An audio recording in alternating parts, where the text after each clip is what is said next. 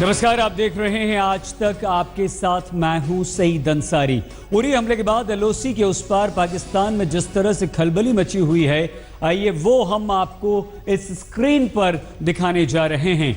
पाकिस्तान में जो training camps चल रहे हैं, सूत्रों के हवाले से खबर आ रही है कि पीओके में चल रहे आतंकवादी कैंपों में अब खलबली मचने लगी है। और वो ये कैंप्स हैं जो यहाँ पर आप देख रहे हैं। इन कैंप्स को अब यहाँ से शिफ्ट किया जा रहा है।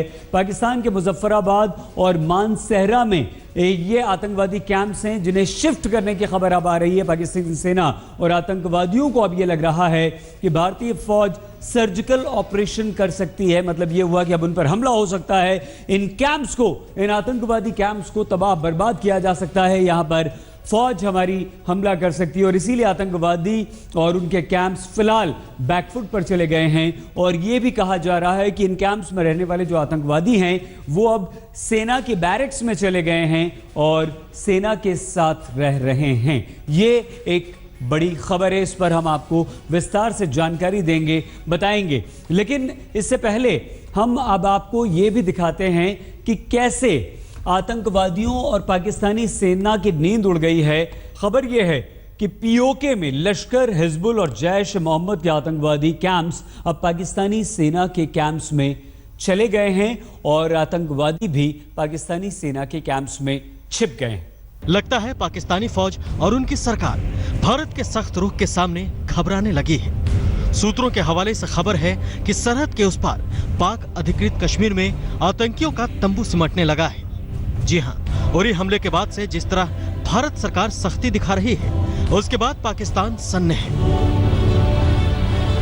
प्रधानमंत्री नरेंद्र मोदी ने वॉर रूम में पिछले हफ्ते टॉप सीक्रेट मीटिंग ली। इसके बाद सुरक्षा कैबिनेट की बैठक हुई। इन सब के बीच यूएन की मीटिंग में उरी हमले को लेकर पाकिस्तान के खूब किरकिरी हुई और अब खबर आ रही है कि पाकिस्तान में कई साल से चल रहे आतंकी कैंपों को शिफ्ट किया जा रहा है। टेरर कैंप को हटा के सिविलियन एरिया में इसलिए डालते हैं कि अगर हम कुछ स्ट्राइक करने की कोशिश भी करें तो सिविलियन कैजुअल्टीज़ हों और पाकिस्तान को इसकी माइलेज मिले, पब्लिसिटी मिले कि भारतीय लोग सिविल कैजुअल्टी कर गए। लेकिन इसका आर्मी में कुछ कैंप्स का शिफ्ट होना बहुत महत्वपूर्ण है।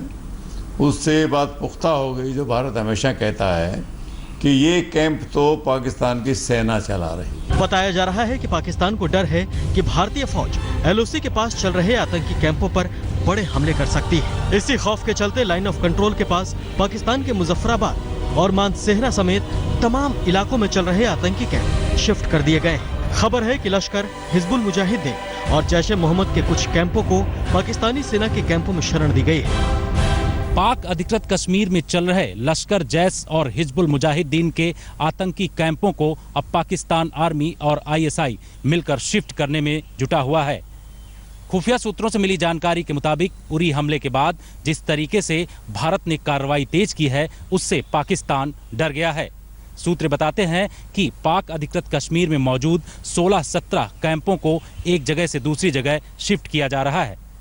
जानकारी ये भी है कि जिस तरीके से भारत ने पूरे विश्व में पाकिस्तान को लेकर अपना कूटनीतिक प्रयास तेज किया है और आज सुषमा स्वराज यूएनजीए में पाकिस्तान को लेकर बोलने वाली हैं, वैसे में पाकिस्तान ने नई चाल चलते हुए अपने टेरर कैंपों को एक जगह से दूसरी जगह शिफ्ट कर रहा है। 16-17 आतंकी कैंपों की लोकेशन बदलने की खबर भी आ रही है।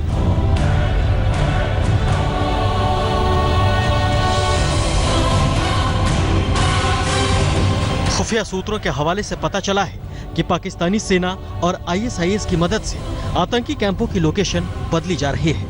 कुछ आतंकी कैंपों को सिविलियन इलाके के पास शिफ्ट करने की भी खबर है ताकि भारतीय खुफिया एजेंसियों को चकमा दिया जा सके।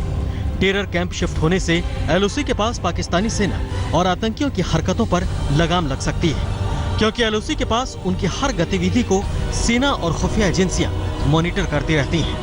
ऐसे में पाकिस्तान शायद भारतीय सेना और सुरक्षा एजेंसियों के रुख से घबराकर कुछ दिन के लिए आतंकी कैंप में सन्नाटा रखना चाहता है, क्योंकि उसे मालूम है कि अब किसी भी गलती के लिए बहुत बड़ी सजा मिल सकती है। दिल्ली से जितेंद्र बहादुर सिंह के साथ आज तक ब्यूरो।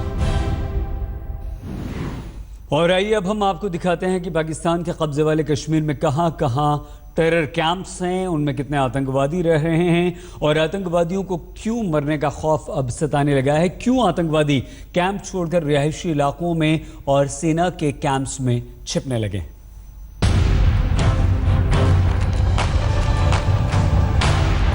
उरी हमले के बाद जिस तरह से हिंदुस्तान में हलचल मची, उसने पाकिस्तान की नींदें उड़ा दी हैं।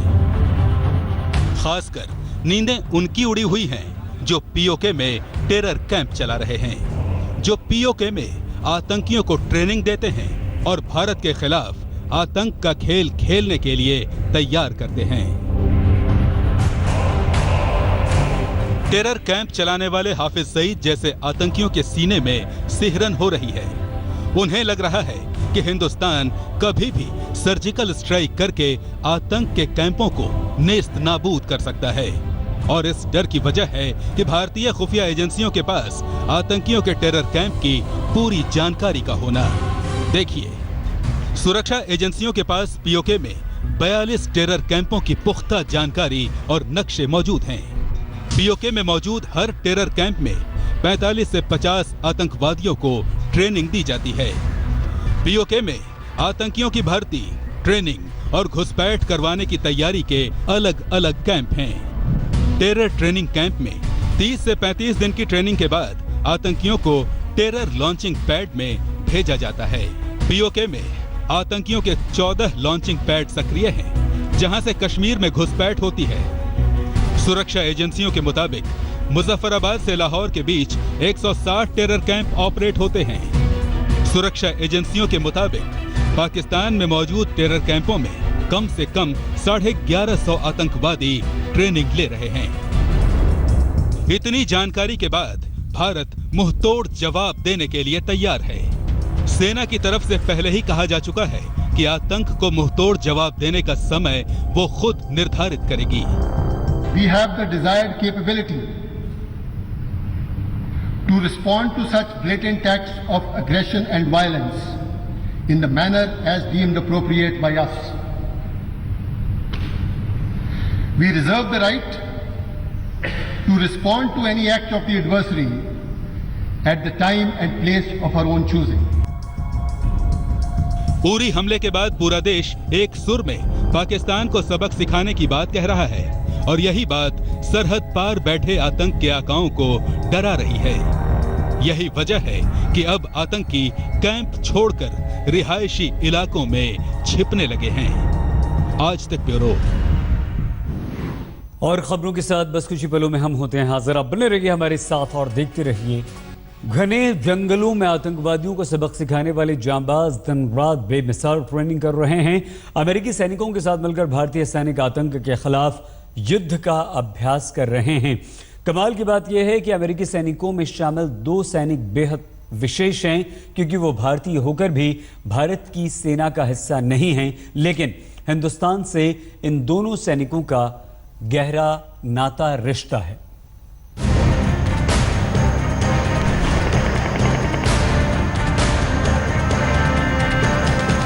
उरी जैसे आतंकी हमले से निपटने के लिए चीन बॉर्डर के पास उत्तराखंड के रानीखेत में भारत और अमेरिकी सेना जंग का अभ्यास कर रही है। आतंकियों को सबक सिखाने की इस ट्रेनिंग में भारतीय सेना के अलावा अमेरिका के करीब 225 सैनिक शामिल हैं और इन अमेरिकी जाबाजों में 2 सैनिक बेहद खास हैं। ये हैं चंडीगढ़ की रहने वाली बलरीत खेड़ा, जो अमेरिकी सेना में सार्जेंट है। उच्च शिक्षा के बीच में ही देश की ये बेटी 2006 में यूएस आर्मी में भर्ती हो गई। खास बात यह है कि 2007 और 2009 में बलरीत को अमेरिकी इन्फेंट्री यूनिट ने विशेष ऑपरेशन के तहत इराक भेजा था। वहां ये जाबाज अकेली महिला कमांडो के रूप में हर कसौटी पर खरी उतरी। जो भी यूएस आर्मी में ये फौजी की हम जो पहनते हैं यूनिफॉर्म, हम सबको वो अफसोस है, हम सबको वो मालूम है क्या फीलिंग होती है। तो उस प्रकार से हम उनके साथ सिंपथाइज करते हैं। पंजाब के होशियारपुर टांडा के जवान गुरप्रीत सिंह गिल भी यूएस आर्मी के बेहतरीन जाबाजों में से एक है। कारगिल युद्ध ने इन्हें सेना में जाने की प्रेरणा दी, मगर संयोग देखिए कि भारत के बजाय अमेरिकी फौज के सैनिक बन गए। 2008 में इन्होंने कोटा से बीटेक किया था। इसके बाद अमेरिकी सेना का हिस्सा बन गए। घटना होती है इस तरीके की, तो लगता है कि हम सबको इकट्ठे होके इस मुसीबत का सामना करना चाहिए और जितना कोशिश हो सके कम से कम ये चीज़ें हों और हम एक पीस एनवायरनमेंट में रह सकें। भारत और अमेरिकी सेना का संयुक्त युद्धाभ्यास उत्तराखंड के रानीखेत के पास चौबटिया में चल रहा है। दोनों देशों के बीच logistic exchange memorandum of agreement समझौते के बाद ये पहला बड़ा अभ्यास है। मंजीत नेगी, रानीखेत, आज तक। हम होते हैं बस कुछ ही पलों में हाजिर। आप बने रहिए हमारे साथ और देखते रहिए आज तक।